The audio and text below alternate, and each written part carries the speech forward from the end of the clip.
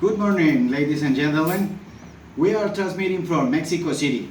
A few minutes ago, we felt one of the most hardest earthquakes in the history of this country. Many places around the city are destroyed. Let's go with Jose Luis in the notice place. 3. Good morning, everybody. Here in the downtown, we see the real catastrophe.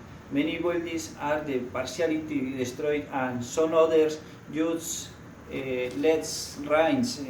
The quick measure 8.1 less on the Richter scale.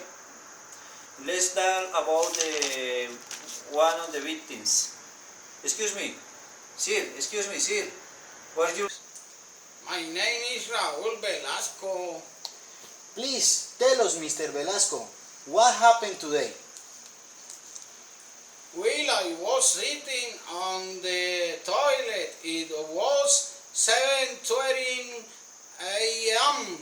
I guess when suddenly the whole building started to move.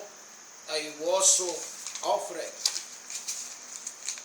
The first thing that I thought was the war it's going to end.